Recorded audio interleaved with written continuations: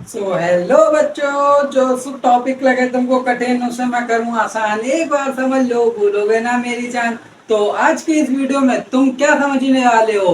Discrimination method and nature of roots, जो कि बहुत इंपॉर्टेंट है, पेपर में एमसीक्यू फॉर्म में पूछा जाता है और कभी कभी हो सकता है ये 2 मार्क्स में भी आ जाए। तो देखिए, ये समझना इंपॉर्टेंट है। ये हमारा पार्ट 4 है और पढ़ाने वाले हैं, ये टॉपिक लिखा है discrimination method and nature of roots. अब देखो, इसके अंदर होता क्या है, पहले तुम ये समझो डिस्क्रिमिनेशन मेथड क्या है। डिस्क्रिमिनेशन मेथड, अब तुमको मैंने एक फॉर्मूला याद करवाया था। मैंने कैसे याद करवाया? 2 बीबी 4 AC, तो 2 साले भी मिलेंगे। साले का लास्ट का ए उठा लो, अपॉन में ए कर दो। वो पिछली वीडियो में समझाया था, पार्ट 3 में। नहीं देखा है तो चैनल पर प्लेलिस्ट बनी है क्वाड्रेटिक एक्वेशन चैप्टर के नाम से, जाना उस पर पार्ट 3 देख लेना। पार्ट 3 जिसके अंदर मैंने आपको बताया है क्वाड्रेटिक मेथड, वो वाला थंबनेल देख लेना, ठीक है। उसके अंदर आप लोगों को ये पूरा फॉर्मूला, ये केवल छोटा सा लिखा जो अंडर रूट में होता है, वरना पूरा फॉर्मूला ये होता है माइनस का b square plus minus under root b square minus 4AC upon में 2A। यही होता है ना फॉर्मूला वो पूरा। तो ये पूरा फॉर्मूला मैंने इसमें नहीं समझाया, क्योंकि इसमें केवल मैं तुमको ये समझाने वाला हूँ, ये पिछली वीडियो में उसे देखो, उसके बाद ये समझो, तभी समझ में आएगा, क्योंकि ये बहुत इंपॉर्टेंट है। तो देखो, डिस्क्रिमिनेशन मेथड में ये जो अंडर रूट के अंदर होता है, इसी को हम लोग उठा लेते हैं, केवल इसी को बी स्क्वायर माइनस 4AC उठा दिया। अब देखो, अब हम लोग, हमको कोई भी एक एक्वेशन दी हुई है, हम लोग उसको ऐसे सॉल्व करेंगे। सॉल्व करने के बाद हमको पता लगता है कि हमारे जो रूट्स हैं वो कैसे हैं। रूट्स जो निकल के आएंगे एक्स की वैल्यूज, वो कैसी होंगी? तो देखो, पेपर में पूछ लिया जाता है, एक एक्वेशन दे दिया, उन्होंने कहा बताओ इसके जो रूट्स हैं वो कैसे निकलेंगे। पहला ऑप्शन है रियल एंड अनइक्वल, दूसरा है रियल और इक्वल, तीसरा है नॉट रियल मतलब इमेजिनरी, और डी वाला है नन। तो ये ऐसे करके पूछते हैं, ठीक है। तो तुम क्या कहोगे? अब तुमको एक्वेशन मानो ये दी गई है, क्या? X square minus 5x plus 6, ये तुम्हारी एक्वेशन है, ठीक है। उसी फॉर्म में है a x square plus b x plus c equals to 0। यहाँ पर कुछ नहीं, 1 मान लेंगे, ठीक है। अब देखो, इस फॉर्मूले से सॉल्व करो, बी ले लो, बी का स्क्वायर कर दो, तो यहाँ पर बी क्या है? माइनस का 5, माइनस भी लेना, माइनस का 5, उसका स्क्वायर कर दिया, माइनस करा, ठीक, माइनस है ना, माइनस करा। अब 4 into A और C, तो A क्या है हमारा? 1 है। फॉर्म में देखो ना, ये फॉर्म ऐसी होती है a x square B x और ये सी। तो हमारा यहाँ पर ए क्या है? 1 है, 1 लिखा। फिर सी क्या है? सी है हमारा 6, 6 लिख दिया, ओके। अब उसके बाद -5 का करोगे स्क्वायर तो 25 होगा, ये तो तुमको पता है, इससे ज्यादा बताने की जरूरत नहीं। और यहाँ पर 4 1 जा 4 और 4 6 जा 24, ठीक। तो हमारे पास क्या आया? 25 में से 24 घटा दिया, 1 बचा, तो डी बराबर 1। तो ये कैसा है? ये 0 से बड़ा है। तो देखो, हमारे जो नेचर ऑफ रूट्स हैं, इनकी 3 कंडीशन होती हैं। पहली कंडीशन ये होती है कि डी जो है वो 0 से बड़ा हो, दूसरी होती है 0 के बराबर हो, तीसरी होती है 0 से छोटी हो, 0 से छोटी हो। तो अब तुम एक बात समझना, यहाँ पर ये डी निकला है, ये 0 से बड़ा निकला है ना, 0 के ना बराबर है, 0 से ना छोटा है, 0 से बड़ा है। तो ये हमारा अगर बड़ा निकला है, तब कैसे होते हैं? रियल एंड अनइक्वल होते हैं रूट्स। तो हमें यहाँ से पता लग गया कि ये जो हमारी एक्वेशन है, इसके जो रूट्स निकलेंगे वो कैसे निकलेंगे? होंगे रियल लेकिन अनइक्वल होंगे। जैसे मानो तुम कहो कि इनके जो रूट्स निकले वो 2 और 3 निकल जाएं, ये तो ठीक है। आपको 2/2 मतलब 2 निकल जाएं, दोनों एक जैसे, तो ये इम्पॉसिबल है, क्योंकि अनइक्वल निकलेंगे। पहले जो नंबर निकला है वो बाद में नहीं निकलेगा, बाद में कोई दूसरा, जैसे 3 और 5। लेकिन 3 3 ये नहीं निकल सकते। ये हमारा नेचर ऑफ रूट्स का एक होता है फॉर्मूला, समझे? ठीक। अब दूसरा वाला देखो जिसके अंदर कहते हैं डी बराबर 0, जैसे यहाँ पर करवाया। दूसरा देखो क्या कहता है, x square minus 4x plus 4 equal to 0। Okay, अब क्या करा, फिर से इसी फॉर्मूले में रखेंगे, b को उठा लो और उसका स्क्वायर कर दो। माइनस का 4 है b, इसको उठा ले। तुम ऐसे करना, ऊपर यहाँ देखो कुछ नहीं, 1 डाल लो, ऊपर लिख लिया करो ax स्क्वायर bx और c। अब तुमको इजी हो गया, अब तुमको पता है ए बी सी क्या है। अब बी क्या है हमारा, माइनस का 4 उठा लिया, स्क्वायर कर दिया। अब माइनस का माइनस लगा दिया, उसके बाद 4 का 4 लिख दिया, इनटू में ए क्या है 1, 1 लिख दिया। सी क्या है, सी है 4, 4 लिख दिया। अब माइनस 4 का स्क्वायर करोगे 16 आएगा, और 4 1 जा 4, 4 4 जा 16 हो गया। ठीक, तो यहाँ पर हमारा क्या है, 16 में से 16 गए, डी बराबर 0। तो हमारी ये कौन सी नेचर ऑफ रूट्स की कंडीशन फॉलो हुई, सेकंड वाली, जिसमें कहा जाता है डी बराबर 0 होगा। तो हमारे जो रूट्स हैं वो कैसे होंगे, रियल होंगे और इक्वल होंगे। अब इक्वल कहने का मतलब, अगर तुम इस इक्वेशन के निकालो रूट्स इस फॉर्मूले से, या फैक्टराइजेशन फॉर्मूला एक और होता है वो भी पढ़ाया है, देख लेना। उस फॉर्मूले से या इस फॉर्मूले से, जिस फॉर्मूले से निकालो, जिस मेथड से निकालो, दो मेथड होते हैं, पहला फैक्टराइजेशन, दूसरा क्वाड्रेटिक फॉर्मूला वाला मेथड। ठीक है, इससे निकालोगे इजी रहेगा, उससे निकालोगे तो भी इजी रहेगा। ओके, दोनों से निकाल सकते हो। मेरे हिसाब से इससे निकालो तो तुम्हारे पास जो रूट्स आएंगे वो इक्वल आएंगे। जैसे 2 आया पहला वाला तो दूसरा भी 2 होगा, 3 आए तो दोनों 3 होंगे। आप कहो एक 4 हो एक 5 हो, नहीं, ये गलत हो जाएगा, ये गलत हो जाएगा। ये कैसा है, ये गलत हो जाएगा। कैसा गलत हो जाएगा, ये सही है ये सही है, मतलब इक्वल होंगे। जो इनके रूट से निकलेंगे वो इक्वल होंगे, समझ रहे हो ना, जो रूट से निकलेंगे वो इक्वल होंगे, इक्वल के अलावा कुछ नहीं होंगे। अब आपको ये पहला वाला 7 निकल जाए, दूसरा 5, ये जो है ये हमारा गलत है। अगर 5 और 5 दोनों निकले तो ये हमारा सही है, समझे। तो ये हमारा होता है सेकंड नेचर ऑफ रूट्स का।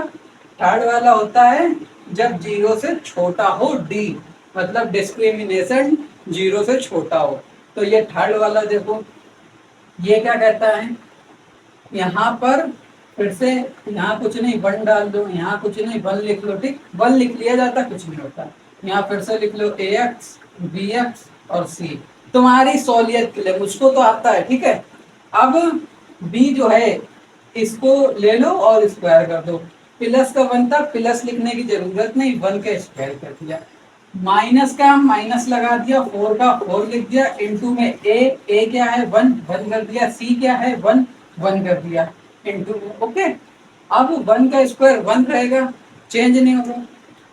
अब 4 इंटू 1, 4 इंटू 1 4, और 4 इंटू 1 4, तो मतलब यहाँ पर 4 रहेगा। तो 1 माइनस 4 हो गया, 1 में से 4 गए, कितने बचे, माइनस के 3, माइनस के 3 बचे। यही जो हमारे माइनस के 3 हैं ये मतलब 0 से छोटे हैं ना, क्योंकि देखो हम लोग अगर ऐसे लिखते हैं 0 1 2 3, ये प्लस में जाती हैं। अब 0 से इधर आ जाओ तो ऐसे चलेंगी, माइनस का 1 माइनस का 2 माइनस का 3 माइनस का 4, तो ये 0 से छोटी होती है ना। मतलब 0 के पीछे भी एक पूरी हमारी जैसी गिनतियां यहाँ चलती है प्लस में, 0 के पीछे भी वैसी पूरी चलती है। अब तुमको माइनस का 10 लाख ये भी हो सकता है, इमेजिनरी है, लेकिन क्यों, क्योंकि वो माइनस का है, वो तुम ना देख सकते हो ना कुछ, वो केवल तुम कल्पना मतलब इमेजिन कर सकते हो कि हाँ इतने नंबर हैं। मतलब एक बात समझो ना, जैसे 0 के आगे अगर तुम आओगे तो 1 2 3 ये तुमको मिलते हैं, तो तुम्हारे पास 1 रुपया हो सकता है, 2 रुपए हो सकते हैं, 3 रुपए हो सकते हैं, 0 रुपए भी हो सकते हैं। 0 का मतलब 1 भी रुपया ना हो तो 0 रुपए हैं। ठीक है, अब 0 से पहले आ जाओ, -1 रुपए, ये तुम्हारे पास कहाँ होंगे, ये इमेजिन कर सकते हो कि हाँ, जैसे मानो तुमने किसी को उधार दे दिया तो तुम्हें समझ में आ रहा है मेरे पास 4 रुपए कम है, मतलब -4 है मेरे पास, मेरे पास -4 हैं। तो तुम केवल इमेजिन कर सकते हो, तुम ना उनको देख सकते हो, ना हाथ में लेके देख सकते हो, ना कुछ। अब जो 1 2 3 है इनको तुम देख सकते हो, इनको तुम ले सकते हो हाथ में, जैसे रुपए ले लो हैं, तो ऐसे कहने का मतलब ये था जो माइनस में होते हैं ये केवल इमेजिन करे जाते हैं और जो प्लस में होते हैं ये रियल में होते हैं। तो देखो एक बात समझो, अब यहाँ पर रियल रियल और अनइक्वल मतलब नॉट रियल, और यहाँ अनइक्वल और इक्वल, इन इन तीनों को याद करने का एक फॉर्मूला बता दूं तुमको। देखो ये तो तुमको समझ में आया, जीरो से छोटा था, -3 है ना, जीरो से छोटा जाता, तो ये कैसे नॉट रियल और इमेजिनरी होंगे ये। अब इनको याद करने का तुम एक समझ लो, कैसे याद करोगे। देखो जब जीरो हो या जीरो से बड़ा हो तो रियल नंबर होंगे, रियल नंबर होंगे, बेसिक रियल नंबर होंगे। क्यों? क्योंकि जीरो से बड़े जितने भी नंबर हैं, मतलब जीरो से लेके जहां तक भी जाओ आप, तो वो सब कैसे हैं? रियल हैं। अब जीरो से पहले आ जाओ माइनस में, ये सब कैसे हैं? ये सब इमेजिनरी हैं, केवल इमेजिन कर सकते हो इनको, तुम कुछ नहीं कर सकते, इमेजिन कर सकते हो।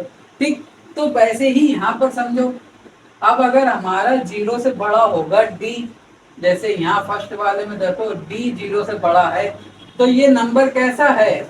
रियल है।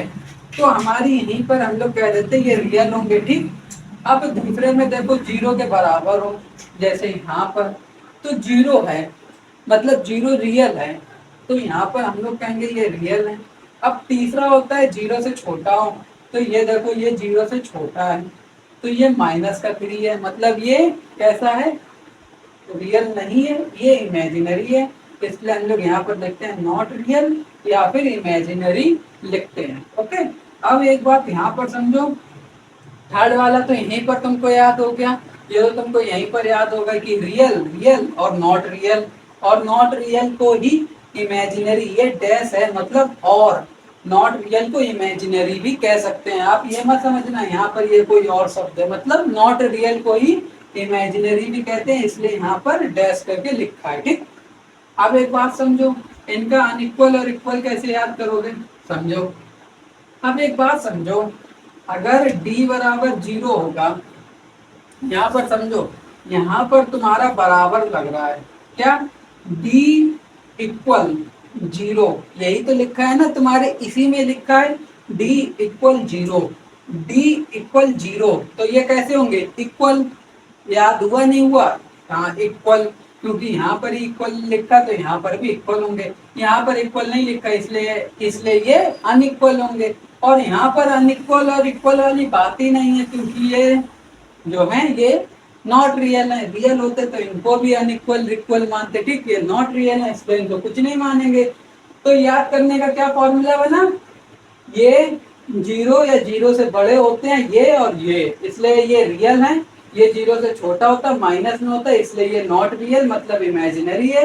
अब यहाँ d इक्वल 0 है, बीच में इक्वल लगा तो इक्वल होंगे, और ये इक्वल नहीं लगा तो ये अनइक्वल होंगे। समझे? समझ गए? समझ गए? अब पेपर में एमसीक्यू फॉर्म में कैसे बनेगा ये भी मैं तुमको बता दूं। ऐसे तुमको एक क्वेश्चन दिए होंगे, दिए रहे होंगे, ठीक है। अब उसके अंदर तुमसे कहेंगे बताओ इनके जो रूट्स हैं उनके क्या नेचर हैं, तो तुम पहले उसको कैसे, ये डिस्क्रिमिनेशन मेथड है मतलब डिस्क्रिमिनेशन फॉर्मूला, ये तुम याद कर लो। इसके अंदर पुट करना वैल्यूज, ठीक, ऐसे ऊपर डाल लेना पेंसिल से, फिर बाद में इरेज कर देना। उसके बाद तुम इसके अंदर पुट करना वैल्यूज, जैसे यहाँ करिए। उसके बाद देखना डी बराबर अगर जीरो से बड़ा आए या जीरो के बराबर आए या जीरो से छोटा आए, तीन कंडीशन हो सकती, या तो जीरो से छोटा मतलब जीरो से बड़ा, या जीरो बराबर, या जीरो से छोटा।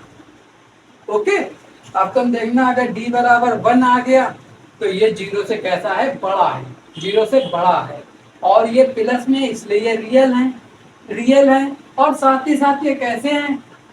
अनइक्वल है, क्योंकि ये जीरो के बराबर नहीं है, जैसे फॉर्मूले में होता है बराबर। फॉर्मूले में अगर बराबर हो तो ये इक्वल होंगे, ये बराबर नहीं है तो ये अनइक्वल होंगे। अब यही सेकंड वाले में आ जाओ, ये तुमने फॉलो किया, डी बराबर 0 आया, तो तुमको पता लगी एक हमारे पास सेकंड भी होता है जिसमें डी बराबर 0 होने पर, डी इक्वल 0 होने पर है, तो हम लोगों के पास रियल तो होगा क्योंकि प्लस में 0 है, और इक्वल इसलिए होगा क्योंकि फॉर्मूले में ही इक्वल लगा है। समझ गए? तो ये थी हमारी आज की छोटी सी वीडियो, छोटी सी कहाँ थोड़ी बड़ी हो गई होगी। देखो पढ़ाई में एक बात मैं तुमको बता दूं, 17-18 मिनट मायने नहीं रखते हैं। 4-4 घंटे के लेक्चर देखो, उसके बाद तुम कहो कि हाँ बड़ा है, तो मैं मानता हूँ। अगर तुम 15 मिनट में ही वीडियो देख के छोड़ देते हो, सोचते हो अरे इतनी बड़ी वीडियो कौन देखे, 17 मिनट की देख के छोड़ देते, या बहुत से बच्चे तो 1-1 मिनट की भी नहीं देखते। तो उनके लिए केवल मेरे मेरे लिए एक बात कि बेटा, यार भाई, मेरे तुम भाई हो, ठीक है। तो मैं तुमको अपना छोटा भाई मान के तुमको एक एडवाइस देता हूँ कि अगर तुमको 5-5 मिनट की वीडियो देखने के बाद लगता है कि भैया मुझसे नहीं पढ़ा जाएगा, तो फिर तुम्हारा जो सपना है 95% प्लस का, वो तुम भूल जाओ। जो तुम्हें अपने माँ बाप के आंखों में और उनमें प्राउड फील कराना है, वो भी तुम भूल जाओ। अपने जो भी तुम्हारे रिलेटिव्स हैं, जो भी तुमसे कहते हैं तुम नहीं कुछ कर पाओगे, उनके लिए भी फिर तुम ये बात ट्रुथ कर दो, रियल कर दो, ठीक है। तो अगर तुम ऐसा कर सकते हो तो तुम 5-5 मिनट की छोड़ दो। मैं देख के नहीं कहता हूँ कि पूरी देखो, 5-5 मिनट की देख के छोड़ दो, क्योंकि तुमको ये पूरे करने हैं ना। माँ बाप की आंखों में प्राउड फील नहीं कराना, 95% प्लस नहीं लाना, और रिलेटिव्स की जो बातें हैं उनको सच करना। तो तुमको ये करना है तो तुम 5 मिनट की देखो, छोड़ दो। और अगर इनको सच नहीं करना है, इनको सच नहीं करना है, उससे तुम्हें जैसे रिलेटिव्स की आंखों में तुम्हें दिखाना है कि हाँ वो तुम्हें इज्जत से देखें, माँ बाप की आंखों में प्राउड फील कराना है, 95% से ऊपर लाना है, तो तुमको 5-5 मिनट क्या 4-4 घंटे प्लस की भी वीडियोस है ना, तो भी देखनी पड़ेंगी, तभी तुम कुछ कर पाओगे। वरना मेरी एडवाइस से 5-5 मिनट देख के नहीं होता, कुछ नहीं होता। साफ कहता हूँ, आज मैं कह रहा हूँ नहीं होगा। 17 मिनट की देख के तुम छोड़ देते हो तब भी कुछ नहीं होगा। हाँ, 4 घंटे की है, कोई काम आ गया बीच में तो चले जाओ, नहीं आया तो 2 घंटे देखो, उसके बाद थोड़ा ब्रेक लो 15-20 मिनट, फिर देखो 2 घंटे, ठीक। अब मेरी वीडियोस इसलिए इतनी लंबी नहीं होती, मैं सोचता हूँ कि तुम लोगों को क्या इतनी लंबी लंबी पढ़ाऊं, तुम देखोगे हो नहीं। एक एक पार्ट में तोड़ के लाता हूँ। 16-17 मिनट बहुत ज्यादा, 20 मिनट बहुत ज्यादा, 25 मिनट, इससे ज्यादा लंबी नहीं मिलेगी। तो बस इतना ही कहना था कि मेरी वीडियोस लंबी ज्यादा नहीं होती हैं, तो आप एक ही पार्ट देख के खत्म मत करो। ये जो पूरा चैप्टर मैंने जो फ्लो में पढ़ाया, पार्ट्स बाई पार्ट्स, ये तुम कोशिश करो कि ज्यादा से ज्यादा पार्ट खत्म कर दो। जैसे आज तुमने मेरी वीडियो के 4 पार्ट खत्म कर दिए, अगली बार तुम बचे हुए पार्ट खत्म कर दो। तो ऐसे करके पार्ट्स तुम खत्म करते चले जाओ, और पार्ट्स खत्म होते जाएंगे, चैप्टर तुम्हारा कंप्लीट होता जाएगा, रिवीजन तुम्हारी पूरी होती जाएगी, ठीक है। तो बस इतनी छोटी सी मेरी गुजारिश थी, तो बस यही कहना था। मिलते हैं नेक्स्ट वीडियो में एक इंटरेस्टिंग टॉपिक के साथ, इसी चैप्टर के साथ, ठीक है। तो बाय बाय, नेक्स्ट वीडियो में मिलना। और पिछली वीडियोस देखनी हो, चैनल पर प्लेलिस्ट पड़ी है, वहां से जाकर देख लेना। बाय।